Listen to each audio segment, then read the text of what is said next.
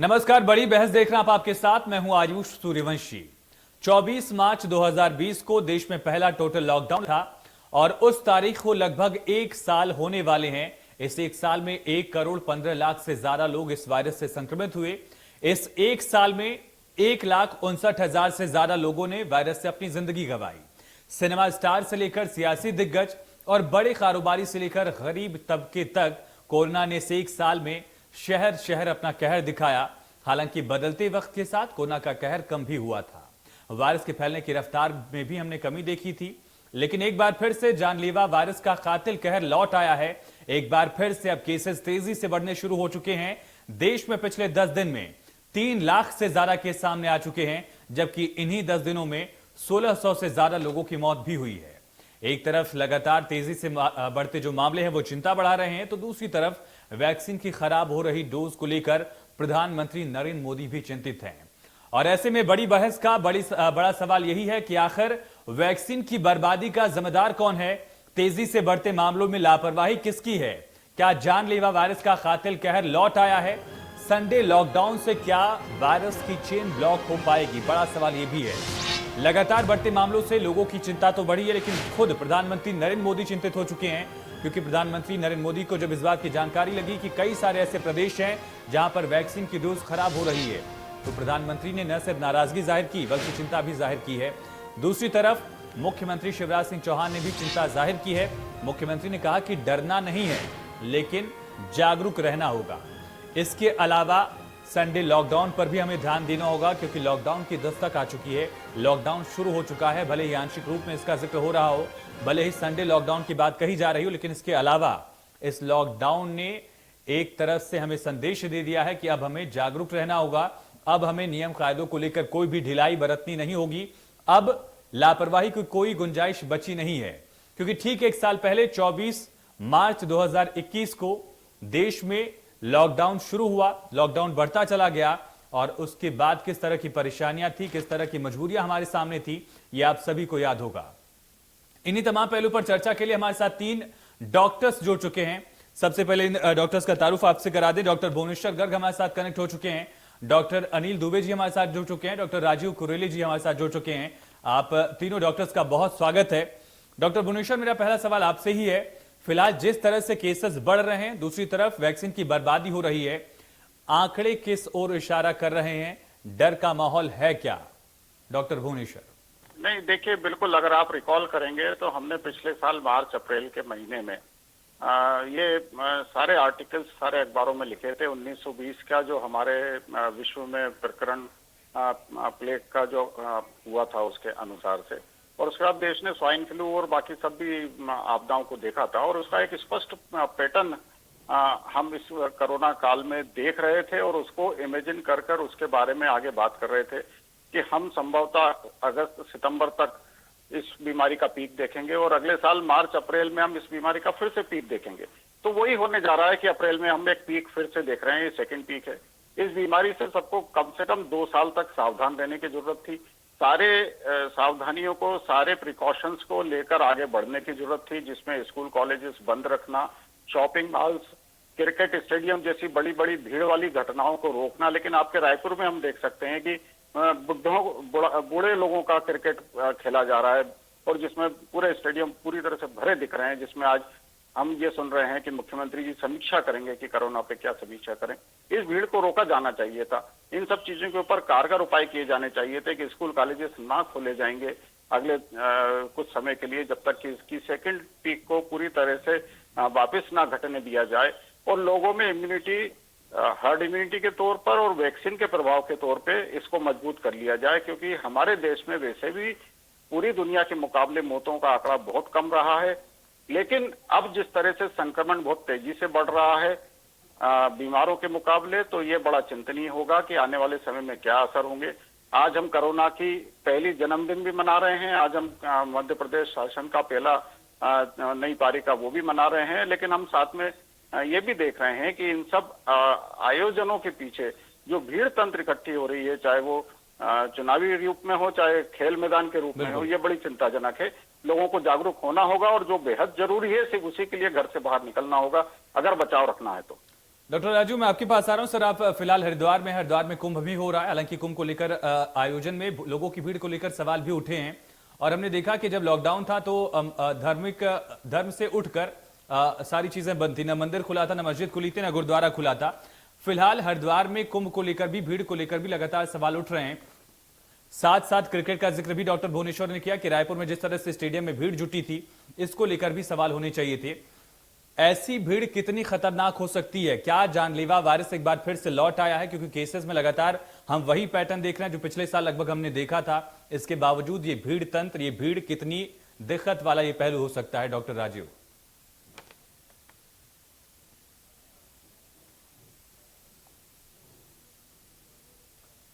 Doctor Rajiv, आवाज आप तक पहुंच रही है हमारी?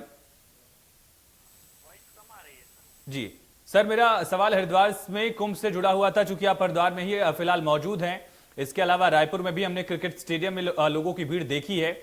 ऐसे आयोजन कितने जानलेवा साबित हो सकते हैं? अगर ये कहा जाए कितने हमें भारी पड़ सकते हैं, इसका खामियाजा कितना बुरा हो सकता है? नहीं आ रही है। पहले आपकी आवाज आ रही थी, सर की नहीं आ रही है जो डायरेक्ट कर रहे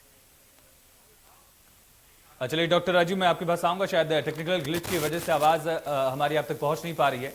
डॉक्टर अनिल, मैं आपका रुख करूंगा। सर, सवाल मेरा वही है, किस तरह के जो भीड़ वाले आयोजन हैं ये कितने घातक हो सकते हैं, इनका खामियाजा कितना बुरा हो सकता है, और जो फिर से हम केसेस के बढ़ने का पैटर्न देख रहे हैं, ये किस ओर इशारा कर रहा है?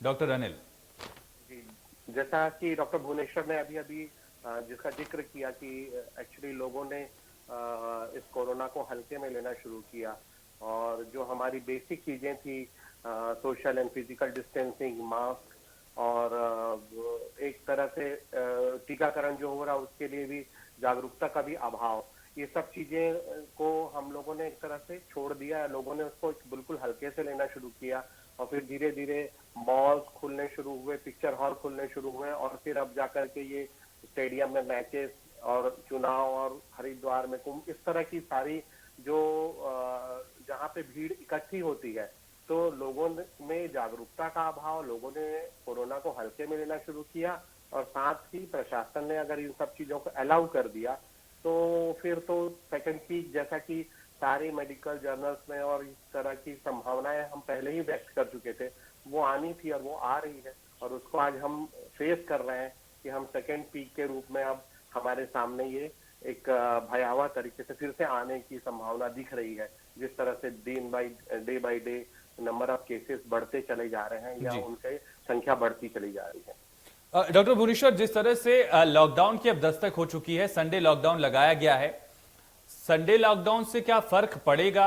और इसके साथ साथ ये लॉकडाउन लगाने की अगर नौबत आई है तो यकीनन अब हम उस फेज में जा रहे हैं जहां पर हमें सख्ती और ज्यादा करनी होगी। डॉक्टर भुवनेश्वर, बिल्कुल स्पष्ट है कि अब लॉकडाउन का या नाइट कर्फ्यू का या किसी भी तरह का कोई औचित्य नहीं है, क्योंकि आपने पिछले एक साल में कोरोना को घर घर मोहल्ले मोहल्ले पहुंचा दिया है। अब उसको रोक पाने का कोई तरीका नहीं है सिवाय इसके कि आप लोगों के बीच में 6 गज का, 2 गज का, 4 गज का जितना भी डिस्टेंस रखवा सकें वो रखें, ताकि वायरल लोड आपके शरीर पर ना पड़े। खासतौर से बच्चे, बड़े, बूढ़े, बीमार, जिनके अंदर इम्यूनिटी कम है, उनको बहुत सुरक्षित रखने की जरूरत है, क्योंकि ये संक्रमण सेकेंड फेज का बहुत खतरनाक होगा उनके लिए जिनके अंदर जरा भी इम्यूनिटी कम होगी या जो जरा भी उम्र दराज होंगे। ये बहुत चिंता की बात है कि हम अब वो ढोल पीटने की कोशिश कर रहे हैं जो ऑलरेडी आपने पहले ही फाड़ दिया है। हम अब वो लकीर पीटने की कोशिश कर रहे हैं जहां से सांप ऑलरेडी पहले ही निकल के जा चुके हैं और आपके घर घर तक आके बैठ गए और आप घर के बाहर बीन बजाना चाह रहे हैं। ये बिल्कुल गलत है। अधिकारियों को, सरकार में बैठे लोगों को, बाबुओं को ये नूरा कुश्ती बंद करनी चाहिए और बहुत स्पष्ट तरीके से ये सारे आर्टिकल्स ब्लैक एंड व्हाइट में ना सिर्फ हमारे लिखे हुए हैं बल्कि सारे जर्नल्स में प्रकाशित हो चुके हैं कि 2 साल तक इस वायरस का क्या रवैया रहना है, क्या प्रकोप रहना है, क्या पैटर्न रहना है। उसके बाद भी ये नखरे चल रहे हैं इनके सबके। ये अपने अपने घरों में बैठ के पूरे लाव लश्कर को अपने घर में बुलाते हैं वैक्सीन लगवाने के लिए। हमने प्रधानमंत्री मोदी जी को देखा कि सुबह 6 बजे 7 बजे वो एम्स जाके चुपचाप शांति से वैक्सीन लगवा के आ गए। वो चाहते तो पूरा एम्स उनके दरवाजे पर जाके बैठ सकता था। लेकिन हमको ये कुछ चीजों पे विचार करने होंगे, सोचना होगा, चिंता करनी होगी।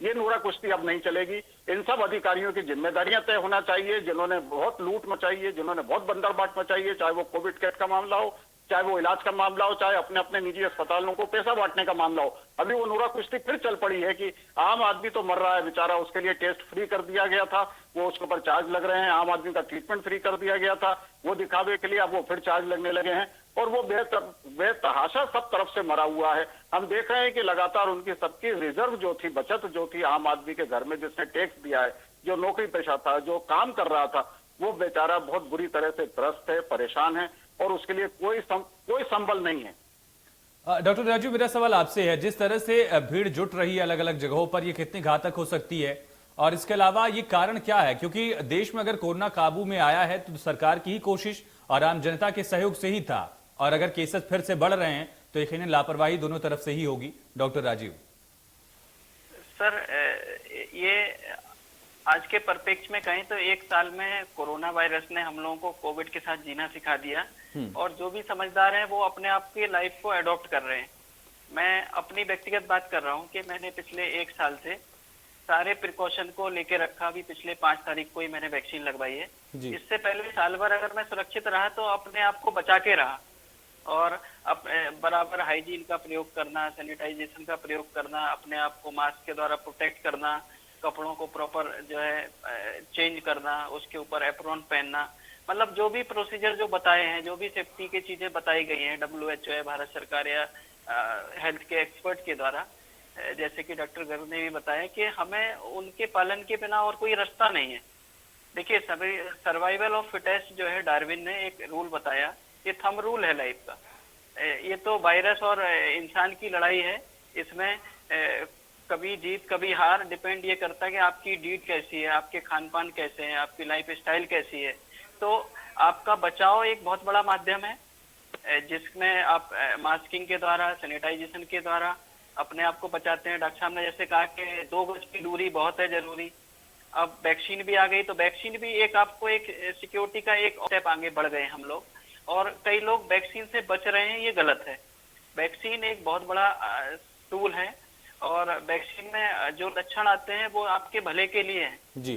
वैक्सीन में अगर जो लक्षण आते हैं, बुखार है, खांसी है, या थोड़े से आपको लेथार्जीनेस रहती है, तो आप ये मान के चलिए कि वैक्सीन काम कर रही है। आपको एंटीबॉडीज तो बनाने हैं, वो तो आपको 1-2 दिन में आपको दिख रहा है कि हाँ टेक्निकली आपके अंदर एंटीबॉडीज जनरेट हो रहे हैं, तो ये अच्छा साइन है। मैंने जब खुद वैक्सीन लगवाई तो मेरे को 1 दिन के बाद तेज फीवर आया, दूसरे दिन भी हल्का सा फीवर रहा, लेकिन वो मैं समझ गया कि मेरे लिए अच्छा है। अब मैं दूसरी वैक्सीन का वेट कर रहा हूँ बेसब्री से। और एक तरफ जो है इलिटरेसी के द्वारा लोगों की भ्रांतियां फैलाकर लोग वैक्सीन से बच रहे हैं। मोदी सरकार और जो भी हेल्थ का हमारा डिपार्टमेंट है, कहीं भी हो, वो कमी नहीं कर रहे हैं, लेकिन भ्रांतियां फैलाने वाले जो मतलब समझ नहीं रहे हैं इसकी गंभीरता को, वो सोच रहे हैं नहीं कोरोना भाग गया, तो ऐसा नहीं है। कोरोना है, जैसा कि डॉक्टर गर्ग ने कहा कि अभी अगले 2-3 साल तक ये स्ट्रेन रहने वाला है, और हमें अपने आप को भीड़ से बचाना होगा, सारे प्रिकॉशन रखने होंगे अपने खान पान के द्वारा। आयुर्वेदिक खान पान, जैसे कि मसालों में हल्दी का प्रयोग है, खाने में गिलोय का प्रयोग है, जैसे कि सुदर्शन घनबटी है, गिलोय की घनबटी है, तुलसी के कैप्सूल हैं, आपके एलोवेरा का रस है। इसी तरह एक हमारे यहाँ अणु तेल आता है। अणु तेल को आप हाथ धोने के बाद अपना जो है, जब चेहरे को जब अच्छे से धो लेते हैं, धोने के बाद बाहर निकलने से पहले नोस्ट्रिल में ऐसे अगर 2 बार प्रतिमर्श करके निकलते हैं तो नाक पे एक तरह की नोज पे आपकी एक कवरिंग हो जाती है, प्रोटेक्टिव कवरिंग हो जाती है। बिल्कुल, इन एहतियातों का पालन करना होगा, लेकिन शायद ये चीजें जनता भूल चुकी है क्या? डॉक्टर अनिल, मैं आपके पास आ रहा हूँ। हम ही ने कोशिश करके, देश की जनता ने ही कोशिश करके केसेस को एकदम 0 तक पहुंचा दिया था, 0 के करीब पहुंचने वाले थे केस, लगातार आंकड़ा गिर रहा था। लेकिन उसी देश में अगर एक बार फिर से आंकड़ा तेजी से बढ़ रहा है तो उसका कारण आप लोग क्या मानते हैं डॉक्टर अनिल? देखिए, जैसे कि अभी डॉक्टर ने बताया, सभी डॉक्टर भुवनेश्वर और डॉक्टर राजीव ने, कि हम बिल्कुल अब कोरोना को हल्के में लेने लग गए हैं। जब हम भीड़ में जा रहे हैं, बाजार जाते हैं और मॉल में जाते हैं, तो मास्क, मॉल में तो फिर भी एक बार कोई रहता है सामने की मास्क पहन के अंदर गया, पर हम जब बाजार में जब हो रहे हैं और आप रास्ते में जब देखते हैं तो लोग मास्क पहनना छोड़ चुके हैं। सैनिटाइजेशन या सोप, जो हमने पहले बोला था, हैंड वॉशिंग ऑलमोस्ट चली गई है। बीच में एक समय था जब सबके पास एक सैनिटाइजर हुआ करता था, और अब हैंड वॉशिंग, जो कि बहुत बहुत इंपॉर्टेंट चीज है, न केवल इससे इवन H1N1 के लिए भी ये सब बातें की गई थी कि हैंड वॉशिंग सबसे इम्पोर्टेंट है, तो हैंड वॉशिंग और सैनिटाइजेशन, ये सैनिटाइजर जो यूज हो रहा था उसको हम भूल चुके हैं। तो ये 2-3 मुख्य कारण, और हमारा फिजिकल डिस्टेंसिंग, भीड़ में अभी आप जब ये होली का त्योहार और ये सब त्योहार की बातें होने लगी है, तो ये बाजार में आप देखते हैं कि लोगों की भीड़ उमड़ पड़ती है ऐसे समय में, और फिर ये खेल का आयोजन हो या फिर पिक्चर हॉल हो, ऐसे जितने भी ऐसे जगह है, स्कूल भी चालू हो गए। मैं ये मानता हूँ कि चलो एग्जाम है, जाना पड़ता है, 10th और 12th का एग्जाम है, उसको हम नहीं अवॉइड कर सकते, पर बाकी सबको अवॉइड किया जा सकता है। तो जितनी आवश्यक चीजें हैं वहां पे हम अपने आप को उसको अलाउ करें, क्योंकि लॉकडाउन के बारे में भी जैसे कहा कि वो एक आई वॉश होता है, वो हम अपने आप को प्रिपेयर करने के लिए लॉकडाउन करते हैं, और पिछले 1 साल से हम ऑलरेडी प्रिपेयर्ड है, हमारे पास सारी चीजें तैयारी है। तो हम बेसिक चीजों का अगर हम फॉलो करें कि हम भीड़ से बचें, हम मास्क पहने, हम 2 गज की दूरी या 6 फीट की दूरी मेंटेन करें, हम सैनिटाइजेशन का उपयोग करें, और आवश्यक हो हम वही कार्य के लिए बाहर जाए या मिले, सोशल जो गैदरिंग है उसको अवॉइड करें। इस तरह की अगर हम चीजों को करेंगे तो डेफिनेटली हम फिर से कोरोना को कंट्रोल कर सकते हैं, जैसे कि हमने पहले किया है। और जब अगर हम इनको अवॉइड करेंगे, हम भूलेंगे, तो हम फिर से कोरोना का जो का असर है वो फिर से ऊपर उठ के आएगा, जैसा कि अभी दिख रहा है। बिल्कुल डॉक्टर, अगर मेरा सवाल आपसे ये है कि हमने देखा कि यूरोपियन कंट्रीज में एक बार फिर से लॉकडाउन लग रहे हैं, लॉकडाउन की स्थिति भी कई सारे देशों में है, इसके अलावा मध्य प्रदेश में भी संडे लॉकडाउन का जिक्र हो रहा है, लेकिन क्या कंप्लीट लॉकडाउन झेलने में अब फिलहाल हम हैं, इस स्थिति में हैं? ऐसा बिल्कुल लगता नहीं, क्योंकि अर्थव्यवस्था पर इसका असर पड़ा था, लोगों की आमदनी पर असर पड़ा और लोगों की जिंदगी पर भी असर पड़ा। तो शायद इस स्थिति में बिल्कुल भी लॉकडाउन की बात तो शायद नाइंसाफी जैसी ही लगेगी। तो फिर दूसरा ऑप्शन क्या बचता है कि सख्ती के साथ लोग नियम कायदों का पालन करें? इसके लिए सरकार की ओर से कोशिश और क्या हो सकती है? नहीं, देखिए, मैं लॉकडाउन के पहले एक और मुद्दे पे थोड़ा सा बात करना चाहता हूँ कि जिस तरह से स्कूल कॉलेजेस खोले गए जिसकी कोई आवश्यकता नहीं थी, जिस तरह से खेल मैदान खोल दिए गए जिनकी आवश्यकता नहीं थी, शॉपिंग मॉल्स, होटल, रेस्टोरेंट सब खोल दिए गए हैं, और जनता को शायद ये कहा गया कि अब वैक्सीन आ गया, अब आप अमर हो गए हैं, तो इसकी हम भरपाई अब कर रहे हैं। संभवतः जिस पीक को बहुत हल्का सा आना था, वो पीक बहुत तेजी से आ रही है। मैं एक छोटा सा उदाहरण मेरे घर का देता हूं कि मेरे को अपनी बिटिया का जुडिशरी का बार काउंसिल का एक बेकार सा एग्जाम दिलवाने के लिए इतनी भीड़ वाले कॉलेज में लेके जाना पड़ा कि जहां हजारों बच्चे बिना किसी उसके, क्योंकि आप अंदर तो डिस्टेंसिंग करके बिठा देंगे, पर गेट पे तो आपकी स्कूटी में वहां पर भीड़ सारी हजारों बच्चों की इकट्ठा है। अब मैं कल बात करता हूं तो कल जुडिशरी का फिर एग्जाम है और मेरी बिटिया को फिर जाना है, मुझे समझ में नहीं आ रहा कि मैं इतनी भीड़ में उसको कैसे लेके जाऊं। ये बड़ी चिंता है। आप डॉक्टर मेरे पास वक्त कम है डॉक्टर गर्ग, मैं एक छोटा सवाल आपसे और करना चाहता हूँ, क्या हम ये समझा पाए डॉक्टर गर्ग, क्या हम ये समझा पाए हैं कि कोरोना की वैक्सीन आई है, कोरोना की दवाई नहीं आई है? लॉकडाउन लगाया भी है तो अब लॉकडाउन से फर्क क्या पड़ने वाला है, क्योंकि जनता पहले ही आपसे ऊब चुकी, आपके फर्जी नियम कानून से ऊब चुकी, आपकी नूरा कुश्ती देख रही है कि मंत्री जी तो पूरी भीड़ लगाकर अपने कार्यक्रम कर रहे हैं, आयोजन कर रहे हैं, तो मैं अपनी रोजी रोटी कमाने भी घर से बाहर ना निकलूं। अब कितनी बड़ी विडंबना है कि आप बाजार 10 बजे बंद कर रहे हैं, लॉकडाउन 10 बजे से चालू कर रहे हैं, लेकिन शराब की दुकान 11:30 बजे तक खुलेगी। क्या आप उसको न्योता देके, निमंत्रण देके लेके जाएंगे? सरकारी गाड़ी में जाएगा वो राशि ठाट से कि हमारी आय बढ़ाने में शराब का बहुत बड़ा योगदान है, तो आइए श्रीमान आप शराब खरीदिए रात को 11:30 बजे। बिल्कुल, ऐसे कई सारे सवाल यकीनन डॉक्टर गर्ग, लेकिन डॉक्टर राजीव, आखिरी में मैं संक्षेप में आपसे समझना चाहूंगा कि ये कितना ज्यादा जरूरी था कि वैक्सीन और दवाई के फर्क को समझाया जाए, क्योंकि जनता अब ये मान चुकी है कि जिस कोरोना की दवाई नहीं थी उसकी दवाई आ चुकी है। क्या यहाँ पर कोई गलती हुई या फिर चूक हुई समझाने में, इस वजह से लापरवाही बढ़ी है? देखिए, वैक्सीन जो है आपको इम्यूनिटी देती है, हार्ड इम्यूनिटी देती है, आपको एंटीबॉडीज देती है, लेकिन ये सर्वाइवल ऑफ फिटेस्ट जो इम्यूनिटी दी उसके लिए वायरस भी फ्री है, उसमें कई सारे म्यूटेशन जैसे कि डॉक्टर साहब ने कई बार बताया है कि निरंतर चल ही रहे हैं, तो ये सब नेचर का एक वो है, सर्वाइवल है। आपने वायरस भी सर्वाइवल के लिए लड़ रहा है, इंसान भी लड़ रहा है, तो वैक्सीन आपको 100% कहीं ना कहीं इम्यून करती है, आपको एंटीबॉडीज देती है, बीमारी से लड़ने की शक्ति देती है, लेकिन ये गारंटी नहीं है कि आपको, बिल्कुल ये गारंटी नहीं है, इस बात को हम शायद समझा नहीं पाए। डॉक्टर अनिल, मैं आखिरी जवाब आपसे ही चाहूंगा, फिलहाल अब क्या होना चाहिए इस स्थिति में जब लगातार केसेस बढ़ रहे हैं? क्या उम्मीद आप लोग करते हैं डॉक्टर होने के नाते आम जनता से कम? स्ट्रिक्टली लोगों के बीच में ये मैसेज जाना चाहिए कि अगर आपने सोशल डिस्टेंसिंग का पालन नहीं किया, मास्क नहीं पहना, सैनिटाइजेशन और हैंड वॉशिंग का उपयोग नहीं किया, और बिना वजह अगर भीड़ वाली जगह पे जाते हैं या भीड़ क्रिएट करते हैं तो ये हमारे लिए बहुत ही ज्यादा हानिकारक है। और एट द सेम टाइम हमें वैक्सीनेशन को और सिस्टमेटिक तरीके से जन जन तक पहुंचाना होगा। अभी हम बहुत स्लो स्पेस पे चल रहे हैं। बिल्कुल, वैक्सीन की बर्बादी पर भी लगातार चिंता जाहिर की गई है। वक्त की कमी की वजह से माफी चाहूंगा आप तीनों से। Doctor Anil, doctor Bhuvneshwar, doctor Rajeev, आपका बहुत शुक्रिया इस चर्चा में जुड़ने के लिए, अहम तथ्यों से रूबरू कराने के लिए और अपनी बात रखने के लिए। तो आपकी सुरक्षा आपके हाथ में है, इसकी गारंटी आपके ही हाथ में है कि आपको कोरोना होगा या नहीं होगा, क्योंकि अगर आप सुरक्षा का पालन नहीं करेंगे, आप नियम कायदों का पालन नहीं करेंगे, तो बिल्कुल ये रिस्क है कि आपको एक बार फिर से कोरोना का संक्रमण हो सकता है। प्रधानमंत्री नरेंद्र मोदी खुद इसको लेकर चिंता जाहिर कर चुके हैं, मुख्यमंत्री चिंता जाहिर कर रहे हैं, क्योंकि जनता नियम कायदों को भूल रही है। और भूल के पीछे क्या कारण है, ये भी एक बड़ा सवाल जरूर है। लेकिन आखिर में जाते जाते आपको मुख्यमंत्री शिवराज सिंह चौहान का वो संदेश सुनवा जाते हैं जिसको मुख्यमंत्री ने प्रदेश की जनता ने के नाम कहा है। और लोगों से एक बार फिर से वही गुजारिश की जा रही है कि लोग नियम कायदों का पालन करें, मास्क पहने, सैनिटाइजेशन का इस्तेमाल करें, सोशल डिस्टेंसिंग मेंटेन करें। सुनिए मुख्यमंत्री का ये संदेश। प्रिय बहनों और भाइयों, बेटे और बेटियों, कोरोना संक्रमण लगातार गंभीर हो रहा है। एक बार फिर संकट की स्थिति बन रही है। हम कोरोना के संक्रमण को रोकने में कोई कसर नहीं छोड़ेंगे, लेकिन मेरी आपसे प्रार्थना है, मुझे आपका साथ चाहिए, सहयोग चाहिए। कृपया मास्क जरूर लगाइए। अगर आप मास्क नहीं लगाते तो आप केवल अपनी जिंदगी को खतरे में नहीं डाल रहे हैं, अपनों की जिंदगी को भी खतरे में डाल रहे हैं, परिवार को संकट में डाल रहे हैं, समाज को संकट में डाल रहे हैं। याद रखें, कोरोना संक्रमण रोकने का सबसे प्रभावी उपाय है मास्क लगाना।